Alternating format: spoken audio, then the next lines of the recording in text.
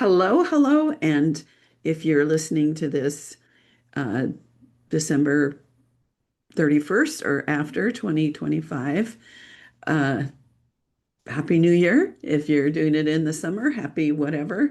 So, this is a repeat episode with Amina Mohamed, the founder of Cameras for Girls. And it is an organization that gets cameras and training into the hands of young women in Africa that then go on to have careers. And the new statistics, because this recording was several years ago, in Uganda, they have taught 129 young women, and there's currently 50 in what she calls our fifth cohort, which I guess in the US it's called class. Uh, and there's 25 and 10 new girls in Tanzania. 80% of the students have gotten paid work within 6 months of completing the program. And she's launching the program in Kenya in 2026. So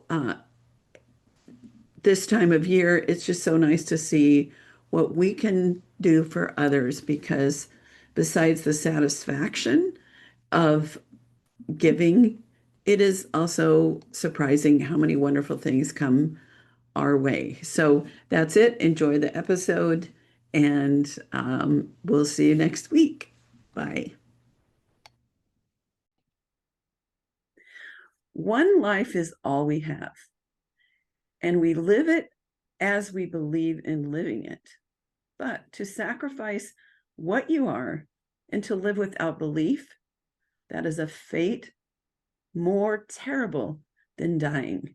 And that's a quote by Joan of Arc. And our guest, Amina Mohamed, submitted that as a suggestion to start my show. And wow, that could be a whole conversation or a whole something to meditate on. So, anywho, welcome again to The Profitable Photographer.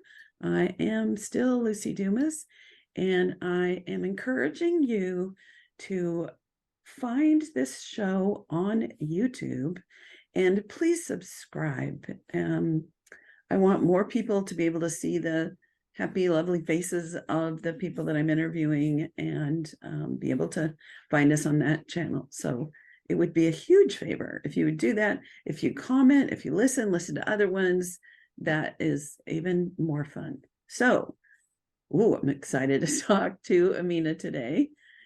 She spent 15 years exploring her passion for photography while working in the film and television industry as a producer, production manager, and I assume more on numerous movies and documentaries. And then 4 years ago, she started an initiative called Cameras for Girls. And their mission is to teach photography and business skills to marginalized women across Africa who endeavor to become journalists. And what she does is she gives them a camera and teaches. And she's taught 47 women in Uganda and 10 online in South Africa. And wow, I mean, 65% of the women in this program have gotten full-time jobs. So that's huge. So, Amina, welcome. Thank you for being on the show. Thank you so much. I really appreciate the opportunity. I have a heart for giving back. And so I'm super excited to learn more about you and this program. And maybe you give people some thoughts about, maybe they don't have to start a huge program. Maybe they can do something small locally. But yeah, I want to inspire people, and I'm sure you do too, to Absolutely. Find a calling like this. Yeah, absolutely. Yeah. So just a little quick background. I'd like to know more about where you got the heart for this program and anything else in your background that might help us understand, what's in here and what's in here. This is a scary place. This is full of heart. So I've lived in Canada for 50 years. We just celebrated our 50-year we actually, we came to Canada as refugees from Uganda, Oh, wow. 3 years old. And I grew up hearing amazing stories about what our life was like in Uganda before we were all kicked out. So the Asians were kicked out basically Mm, from Uganda with 3 months' notice by then President Idi Amin. I was only 3, and it shaped my life. And I went back for the first time while working in film and television as a documentary producer. I went back for the first time in 2007. And what I saw and what was our past did not reconcile. mm, Immense poverty, everything that we had left behind was gone. mhm, But what really bothered me the most was plight of women and girls. So I'd grown up in Canada having every opportunity. I mean, life was tough because we came as refugees and we didn't mhm, have much. So worked and scraped and to do what we could. mhm, So it's the traditional refugee story. mhm. But I, in your youth, in my youth, I squandered a lot of those opportunities, Sure. thinking that I knew better, right? Mhm, Because you're good when you're young. So I went in 2007 and I saw the plight of women and girls where they were getting married at very young ages, sometimes as young as 14. No education because they're born girls. If they do get an education, it's because their mother was educated before them. But mm, if she wasn't, then the cycle continues. And then the poverty and the gender inequality, and there's no empowerment, and they're told, to be seen but not to be heard, and all that garbage. yeah. And it really bothered me. So I came home and I didn't know what to do with my life. I didn't know how to make a difference, but I had realized that Uganda was a part of who I was, part of Mhm, my soul. mhm, Fast forward 10 years literally, and I wake up in the middle of the night and I come up with the idea that I'd left film and television by this point, but I was looking for a way back in. I was looking mm, for a way to regroup my passion. And it wasn't enough just to say, hey, I'm going to pick up a camera and take photos, because I had to justify it, mhm, to leave a good job and go back. And that's when I came up with the idea to go back and transform the lives of local girls endeavoring to be journalists, because when they graduate from university program, they're told you need to own a camera and know how to use it to get a job, but a ah, guy or a male doesn't. And that didn't sit with me. yeah. And that's how it started. Oh, wow. And so, um, do they need to own professional cameras? Or I'm gonna have you probably tell me more Yeah, details. This absolutely. is coming up at another time, but just my first thought is, um, a lot of people like me have cameras in our closets, Mhm. and we've upgraded, and some of them are Yeah. not professionals. So do they have to be? No, they don't. Like for donations, we accept anything. I take people's used or new cameras, film cameras, old stuff. Because what we do is what we cannot use, we sell. And Ah, then that money helps us buy oh the wow. cameras that we do. And we've chosen, excuse me, to work with the Canon G1X camera for a Mhm, specific reason. Because when I was researching what's at my, what's possible here within funding thresholds, but mhm, also something that's going to give the girls great opportunity to learn both photography and videography, but mhm. be robust enough and small enough to put in a purse, because Ah, they don't want to get stolen, right, right? right. It's a lot of investment on our part. And I am proud to announce that Canon Canada is also a sponsor. And when we Mm, spoke a couple of months ago about, hey, they'll upgrade me to DSLRs, I said no, because these girls are just learning. mhm, And so, like having a Porsche when you don't know how to drive, right? right. And so they learn from somewhere. And so this camera fits all those, like, buckets or all those points. And it's perfect for carrying, because I have to carry them to Uganda as well. Ah, So so you don't want to it be gets carrying heavy. Hasselblads Oh, yeah, and yeah. yeah. No, yeah, yeah. And I want So one camera that we can just learn and teach from. uh-huh. So you take donations of camera gear and you have a Mhm. way that you sell them so that you can buy these small point and shoot Yeah. cameras that are a Well, good they're point and shoot, but they're a little bit more towards the professional side than, right, your average consumer point and shoot, right? They're still right, $750 on average for right. one camera. But it's a great camera to learn with. They've got a built-in ND filter. Like mine doesn't even have that, and I've got like a super expensive camera, right? Yeah, So yeah, it's an awesome camera. awesome.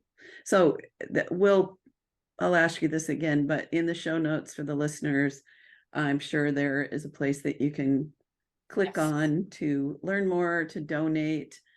Uh, do you also have a place that people can purchase, or do you sell them to somebody Like else? purchase the cameras, you Yes, mean? No, we haven't done that because I'm a one-person band, right. one woman band at this For point. today. So there's only so many things I can do. Yeah. Exactly. Okay. And selling them works much better for us than, being able to turn it around and sell it to somebody else, sort of Right, thing. right, We have right. I love we it. have an amazing friend here who has a camera store who Mm. does that for us. Oh, good. So yeah, Good, good. yeah. Okay. So, what's the first thing I should ask you? I have so many things. Um, so Uh, is there more about your yeah, program, a story or two about specific absolutely. Yeah. girls that have been impacted? Yeah, so like you mentioned in the beginning, we've taught 47 in person in Uganda and then 10 online during COVID in South Africa. So in Mm, the South African cohort, two of them got photography jobs. One has just finished our mentorship program and is now venturing on a position in photography because their journalists do well, but it's the photography sector that's very male dominated, and they really want an entrance into that because they can take that photography knowledge and it can go so many ways, right? They can hmm. do like headshots, you name it, like product photography. One of my Right. girls is doing in Uganda. It's very storytelling centered, so they want to become journalists, but some of them have said, excuse my language, but screw this journalism thing. I want to be an owner of my own business. So Hmm. one of the or two, and now they own their own photography businesses, which is Ah, awesome. ah. Some have gone into communications. It's just, our training encompasses so much that they can take from it what they will and develop, a life that they want. Hmm. And I'm very careful that even though I'm from Uganda, I never want to go in and tell them how it should be in order to receive funding like so many NGOs do. I'm very careful not to be colonial mindset in that Mm, way. I ask them what they need, and then we develop our programming around that to deliver. okay. Um, Yeah. so they have access to computers so they can digitally do things? Mhm. How Yeah, does, so what I've done in Uganda specifically, because we've done 3 workshops. And I should mention, well, I'll answer those question in 2 parts. So we've built a editing lab in Uganda, in Kampala, which is where we train out of the capital. And it has 2 computers equipped with Lightroom, Photoshop, you hmm, name it. And we have a partner with one of our sponsors is Kelby One. So hmm, every year they give us a license so the girls can learn not just Photoshop and Lightroom, but about so many other things, that everything that's on that Kelby One platform. mm, So that's available to them. What I've done is further to the workshop that I give, which is a 4-day workshop, I've developed a 4-phase program. So there's different phases that they're going to enter throughout our time together. mm, The first phase is the 4-day workshop. The 4-day workshop includes them learning how to use that camera. By the end of the 3rd day, they're in manual. Some of these girls have never touched a camera before. right. We do a lot of practice, but we also cover a lot of storytelling Yeah. because they're Ah, learning how to be journalists. hmm. And then the 4th day, we do a field practice where that we get to work with a partner, non-governmental agency, no, NGO, with the same themes of female empowerment and education as a right. And they get field practice. They learn how to, research the story, interview the subject, build the story, write the story, take the photos, and then put it all together in a package. So Hmm. that's portfolio, but also for the NGO to share in their marketing. And then phase 2 starts when I get back home to Canada. And that's a year-long online training program that I've built, going all the way from beginner to advanced concepts, and plus storytelling. And I built an online like video platform so that they can watch these at their leisure.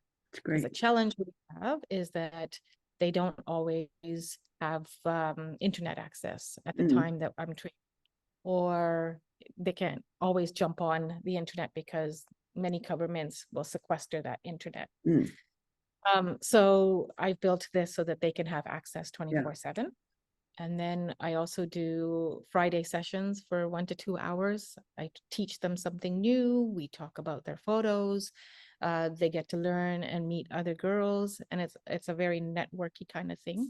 And then monthly assignments so that they, put into practice what they're learning. So what Phase everybody can use. Yeah. So Yeah. And then phase 3 and then phase 4. So it keeps on going. Yeah. Yes. So Amina, I would be happy to give a class or a couple of classes on how to that'd be fun. How to run a business, how to sell your photography. My coaching business, my superpower is sales, and not just like, okay, let's sit down and sell, but like the whole principle. So please, I'll love to take you up more. on that. Absolutely. Yeah. The fact that I could have an impact on some young women in Africa would be everything to me. So that would be fantastic. Yeah, Thank you. Many years ago, and it was that same like you heard the calling kind of thing. I kept hearing that I was supposed to do something with my camera to help children, and foster kids kept coming up. And through some magical things that I'm not going to tell you the story, but if you're friends with Christina, so I assume you believe in a certain kind of magic, right? Powers of intention. And I connected with the San Diego County Adoption that was putting a calendar together of kids that are ready for adoption homes. And the coincidence is they were doing it in conjunction with churches, primarily African American and other people of, churches that are primarily people of color. My dad was a pastor. So to take these pastors and priests and put them with these kids and photograph them was easy for me, because I know who, what's your sermon topic tomorrow and things like that. Right. And you came from the world. Yeah. And because kids are my heart, and getting to photograph these children and look in their eyes and see their souls and share that with the world is the thing in my life so far. Maybe this podcast is coming in there too, but the thing I'm the most proud of in my life. And the first year of the calendar, every kid got a home. And the second year, all but one really difficult sibling group got homes. So, and I'm an adoptive mom, so that means a lot. There you go. So follow your heart, listeners. Something's calling you. Absolutely. And the interesting thing is it was so the second year I spent like a month's worth of work, and I just decided, oh well, I'm not going to get paid for it. That's fine. Money comes to me easily and with love. That's my mantra. And then like the week I finished, I got a call from the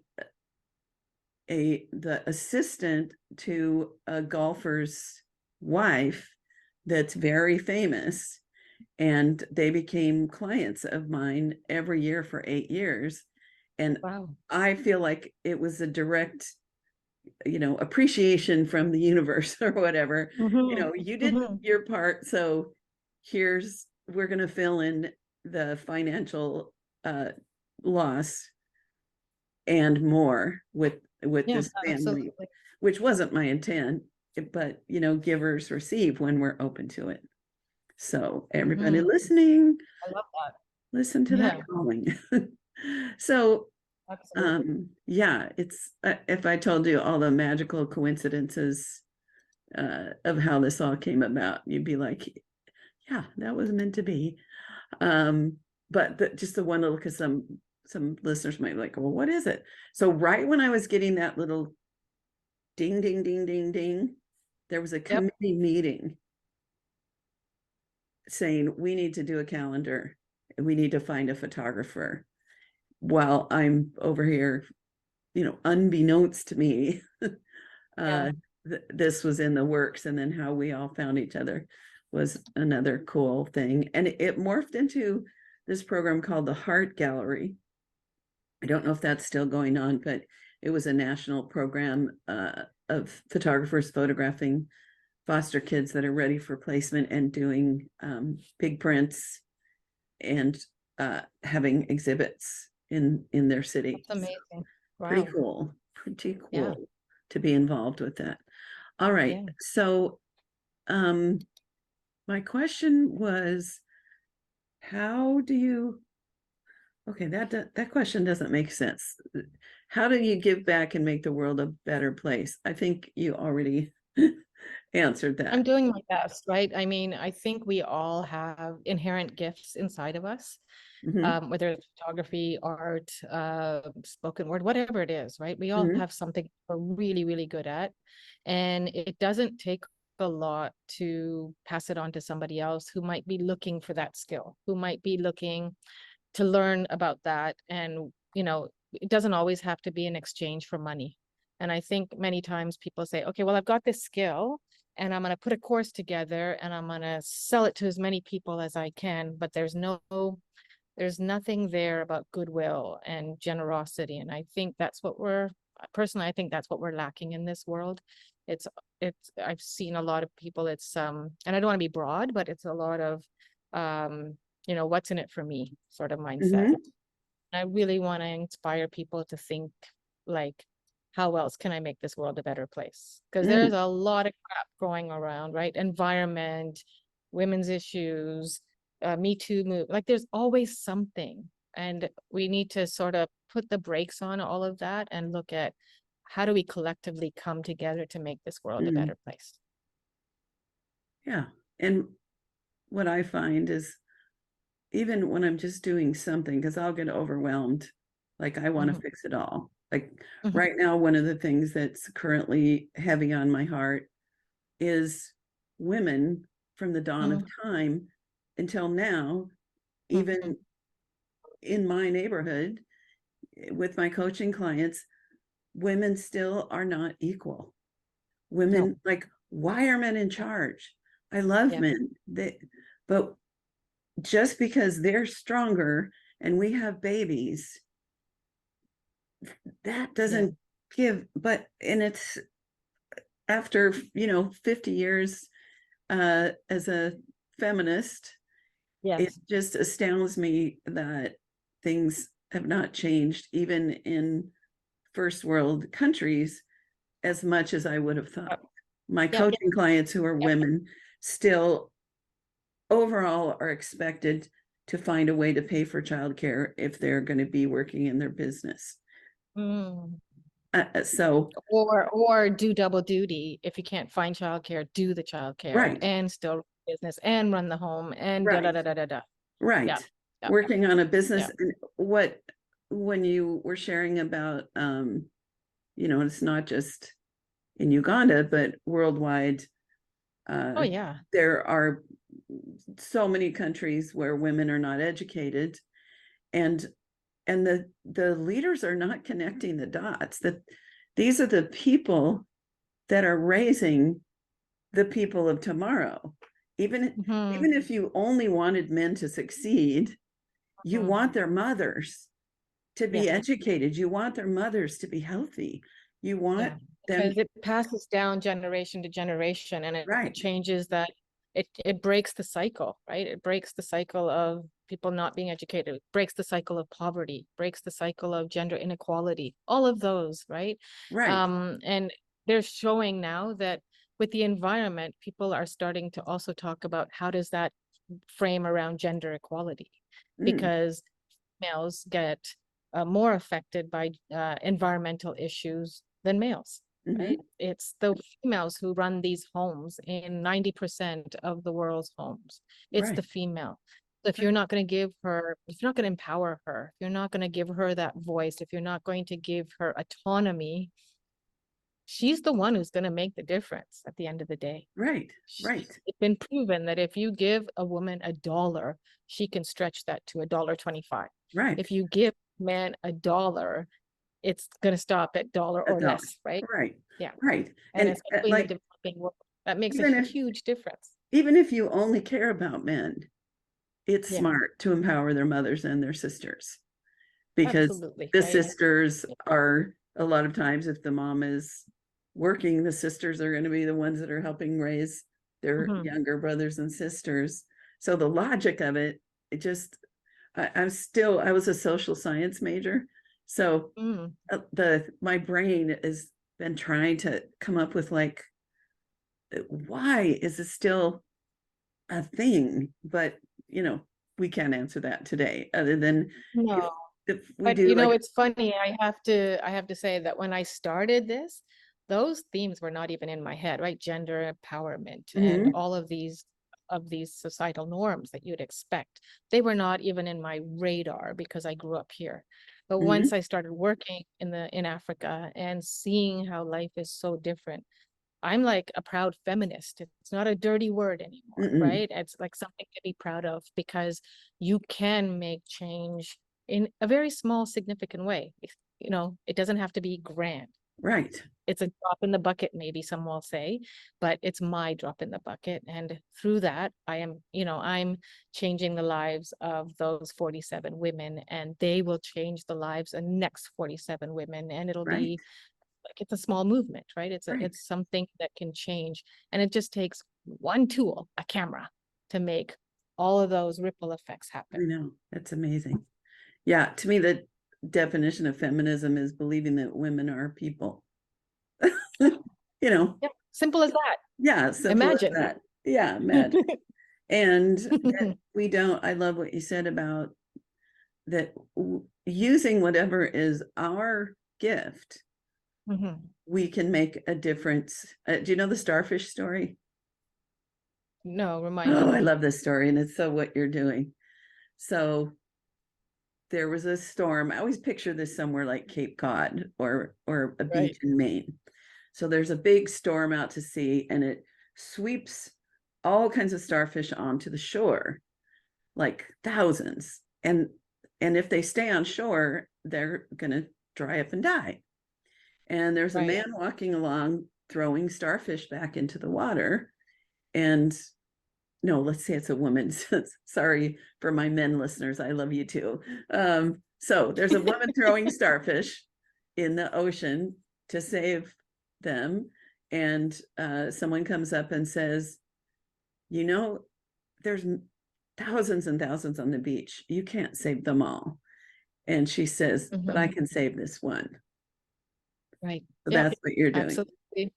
so that there Absolutely. can be Yeah. more starfish babies and so forth. That's it. Yeah. Exactly. Yeah. Yes. Um, so I know there's a lot of, well, I heard you say, did you use the word appropriation? But I can't remember the word you used, but you're wanting to share Empowerment. with us about ethical photography. Because when you said you don't Absolutely. impose your Yep. program, you let them drive, so that Yeah. you're not like this first world person coming in to Yeah, appropriate. with my colonial Oh, ideals colonialism. or with That was my it. first, Okay. yeah, first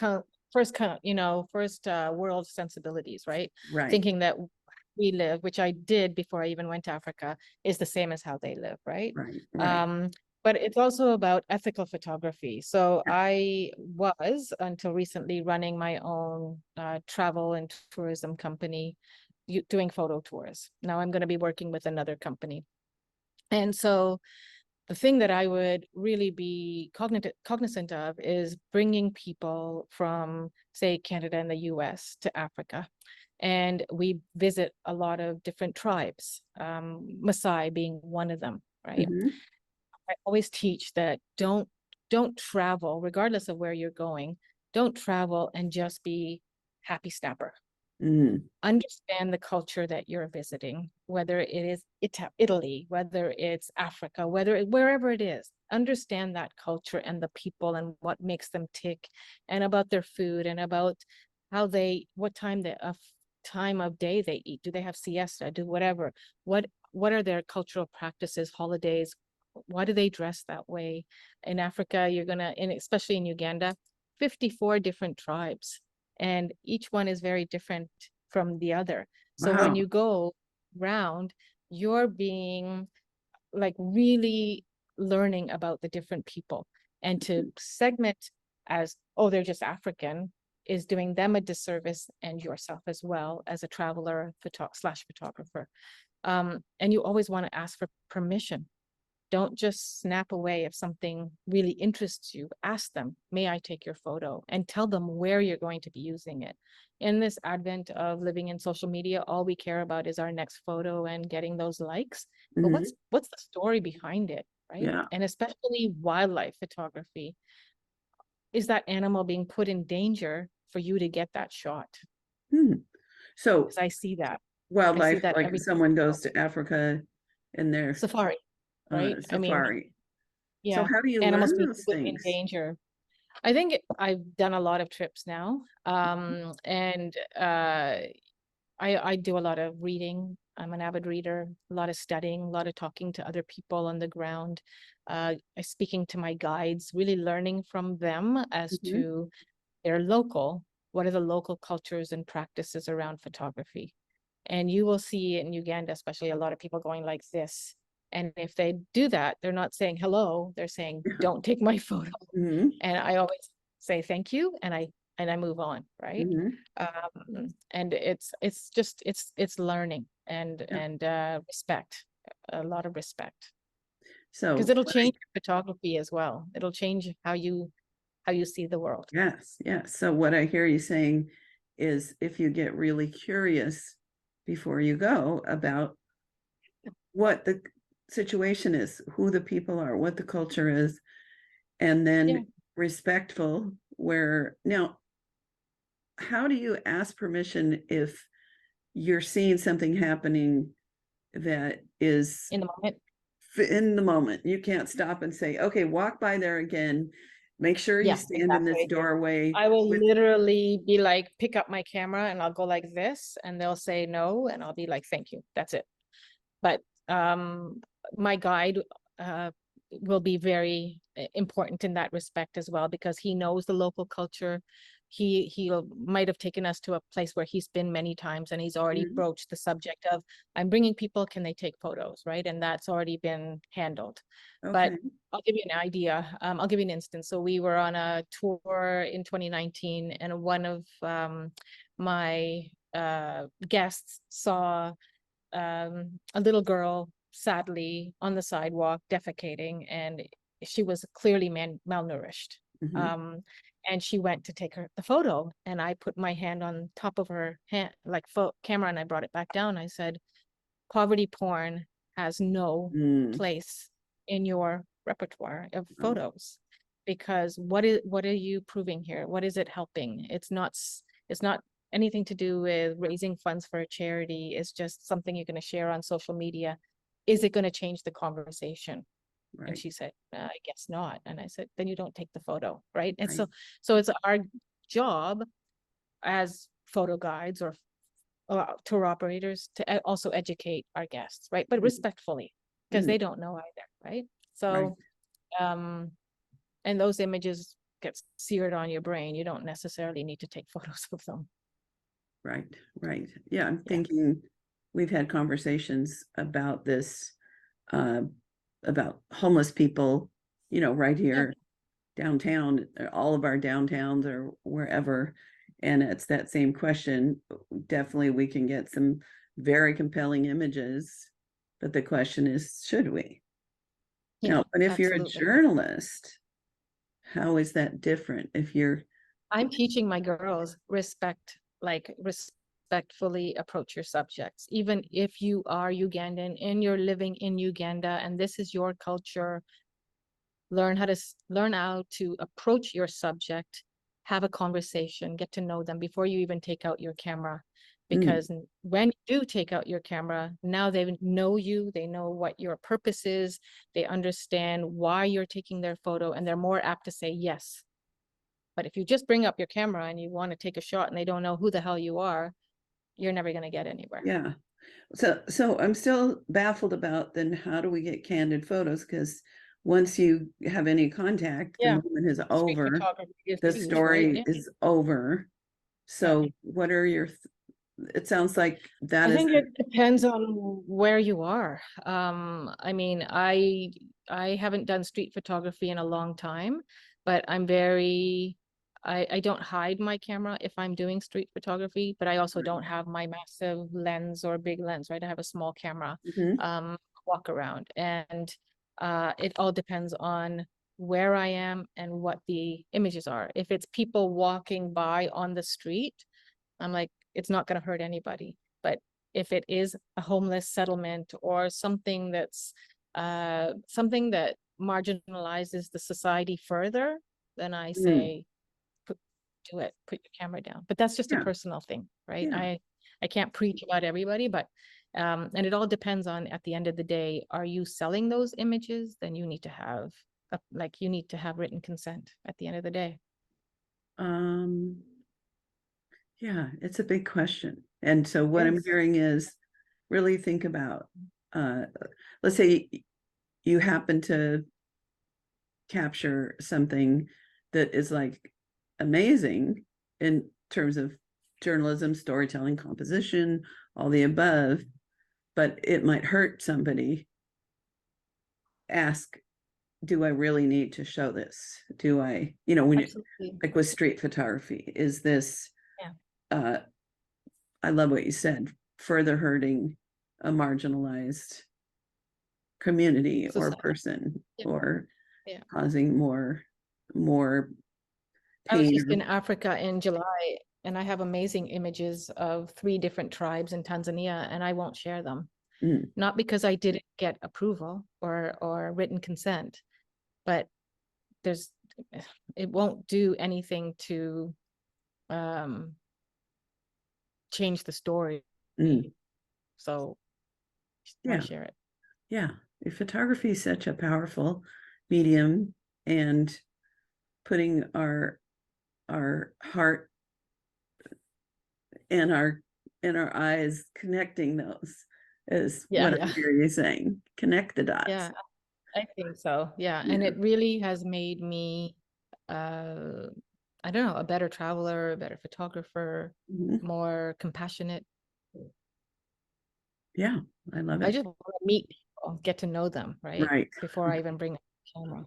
Yeah, yeah, yeah. Yeah, It's that human connection. it's so many people that I meet this day. There are so many people now because of social media, I think, who are afraid to be out in public, afraid to even pick up a phone. So, uh, Mm-hmm. how do you suggest when they're traveling, they Ooh. push past that? Do you have a thought? I think when you go travel, you're going with the advent to learn about a new culture, a new Mm, country, a new food, a new way of living that you're not used to. So that, number one, is the reason for traveling. mm, Number two is to see sights, right? It's not the sights and then let me figure out the culture. The mhm. challenge I see with a lot of photo tour operators, let's say out there, is they'll show people the sights and the safari, and you'll do all the fun things, but you'll never meet the local people. Yeah. So you miss out on getting that view into a different culture, which at the end of the day, having, like, I live in just outside of Toronto. Toronto is Canada's melting pot. all different cultures, nationalities, religions, living side by side. Not always in harmony, but we're trying. Yeah. And that's really incredible, because I can go into like 2 blocks down and I'll meet somebody from Greece, and I can go 2 blocks up and I'll meet somebody from Ethiopia, and 2 blocks that way and I'll meet somebody from somewhere else. And I can literally spend one day on a street and meet like people from all over the place, which I don't have to travel to that country if I really take the time to get to know them. Right. And So that, remember in the back of the day, learning how to be with your neighbors or whatever. I think that's what travel does. It allows you to meet your neighbors and get a view into culture, right? And I break find down that racism and all those other things. Right. I find when I travel alone, I meet more people than when I'm with a friend and we're engaged in our friendship. So one of the reasons, besides which I like to sleep in a bed solo, in a room solo, because I have a hard time sleeping. Yeah, PMA. me too. All right, so let's say now somebody's listening and their like heart is kind of getting on fire, or they're like, I want to do something. I want to do something to make the world a better place. So can you give us some thoughts about how you would start? And we're going to do some points on this. So first thing would be, first thing is figure out what it is that your talent is. Is it photography or is it something else? Second step is figure out which segment of society you want to help. Is it women? Is it children? Is it the homeless? Like there's so many different segments of society. Third thing is don't even worry about, oh my God, I need a registered charity and I need this and I need that. If you have connections in a place, for me, it was easy because Uganda was always home in my heart and with the people. And I have a connection there with a journalist. So it was easy for me to say, hey, I want to come and do this in Uganda. Can you support me? And away we went, right? But if you don't have that, start looking for other organizations who may be already doing what you want to do. Reach out to them and say, hey, how can I volunteer with you? How can I come in and lend my expertise to join your team as a volunteer? Because they are going to take you. Like as a charity, we're desperate for volunteers, right? But be careful. I go back in a second. Be careful about volunteerism. So I'll touch on that in a second. And then number 5, if this is after you've volunteered, you've gone and you've said, oh my God, this is what I want to do with the rest of my life. Then you start saying to yourself, okay, how do I start my own initiative, either registered or unregistered? Registered gives you the ability to be a registered charity and raise funds. In the US, it's much easier than in Canada. I'll tell you that. There's more people donating to charities in US than Canada. Interesting. So that's it. Like basically 5 steps. And back to the volunteerism, there's volunteering and then there's volunteerism. Volunteerism means that you're paying an organization on the ground to go and volunteer with them, and you're paying sometimes $2,000 to $4,000 to go and do it. You get maybe a week or 2 with them to learn what they're doing and to help out. And 90% of the time, people go and they spend a day or 2, and then they're partying it up in the beaches or travel or doing whatever. So that to me is not volunteering. It's not very an ethical way of volunteerism. Let's just put it that way. Interesting. So you just got to be careful of the programs that you look for. Right. Now it might spark somebody to open up and want to do more if they do it thinking, oh, it'll be fun and I can. Yeah, and I mean, there's nothing wrong with that. Yeah, exactly. But if your goal is volunteering, then strictly volunteer, right? If it's I want a bit of fun and I want a bit of this, then that's for you. I'm not judging. I'm just saying the difference. Yeah. That nothing necessarily wrong with it, but it's not the same. you're not going to learn Right. if that's what you're here for. You're not going to learn Right. anything to Right. guide you in taking your own initiative or Yeah, starting it's your own not initiative. necessarily going to um, uh, expand your talents or use those individual No. gifts that you've been given on this, as a human. Yeah. I love it. And you don't necessarily have to travel abroad, because No. there's tons of organizations in your local area that could use your skills, Yeah.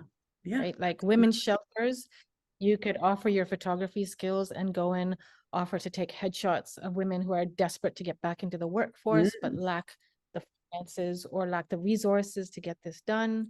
You partner with, a clothing store in your area that can give her a nice something to wear, a makeup artist, have a day, and you invite these women to get their mm, portraits done. There's mm, so many ways. An animal shelter, you can go in, donate your time as a photographer, take photos of animals that are up for adoption. I mhm. mean, like there's so many Yeah. ways. Local Yeah. communities can totally need your help. You don't have to fly to Africa to, Mm-mm. to You do don't that. have to fly to Africa. Yeah. Yeah. You're welcome to come, but yeah, you don't Yeah. have to. Yeah. So So could people join you yeah, in absolutely. the program? So yeah, so what we do is we had two people come from the US last training, and it was in combination with the photo tour I was doing. So it worked out where we spent the first 4 days with the Cameras for Girls, and then we took off and did a photo tour through Uganda and Tanzania.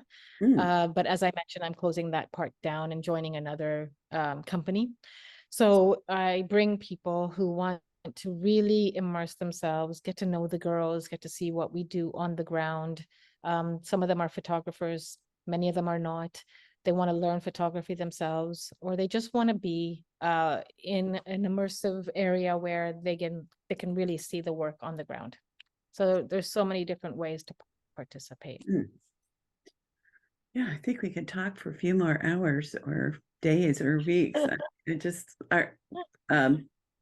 one of my friends that lives uh, in Toronto told me that Oh, I needed to interview Amina, that I would love her, and she was right. So I you're so think sweet. she lives near, anyway, she lives near you. She's one of those nice Canadians.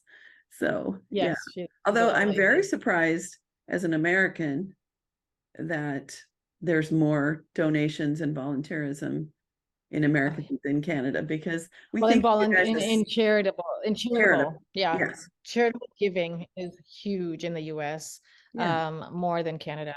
So, Yeah. but it's also US is bigger per capita, right? But we have a harder time raising funds for the same thing that would happen in the US. Yeah. So I think Yeah. my next marriage is to an American so that I can register in the US and get more funds. All right. Yeah, I think of Canadians as nicer in general than Americans, but Yeah, I know. It's all about charitable giving, right? yeah, And yeah, what's possible. Yeah. yeah. Well, and yeah, that would be a whole interesting social science exploration of why. And maybe it's marketed more here, that maybe there's more I'm not savvy. sure. It's just there's studies being done, and it's kind of depressing because Yeah, we're yeah, desperate to raise funds, keep yeah. on like to Maybe expand, right? maybe you're And just talks so with other countries. cold that Yeah, you're that's just it too, dealing right? with being Yeah, cold. yeah, exactly. Don't bother me. I can't help anybody. I'm cold. Yeah, All right. that's funny. Okay. So, two questions. What is the best Sure. way to get in touch with you? What's your website? Um, and so Yeah. forth. So we're at camerasforgirls.org. I'll send you that. And you can email me directly at Amina, AMINA, at cameras for girls, CAMERASFORGIRLS.org. Great. And yeah, perfect way to get in touch with me. Okay. And last question. It's just an open forum for you to have the last word, either something you didn't share that you wanted to, or just a parting thought. The floor is yours. I want to thank you so much for this opportunity to expand awareness amongst other photographers, both in Canada and the US. It's really important because it's not just about photography. We have a holistic program where we teach photography, business skills, mentoring, the whole thing. But photography is our common language, Mhm. and I recently was on social media, and we're still trying to grow our social media. And one of the photographers who reached out to me just wrote to me saying, "Thank you for what you did." And that made my day. Like, Mm, thank you for what you do. Because he said, I've been wanting to do something and I just don't know how. So if you have an idea and you want to talk, I'm open. mm, So reach out, more than willing to guide people, because I think the more we can expand on giving of ourselves and our talents, the better it'll make our world. right. And I want to tell everybody a secret that's signs into the profitable photographer with profit as a motive is it is amazing how much comes back to us when we give Mhm. without the thought of receiving.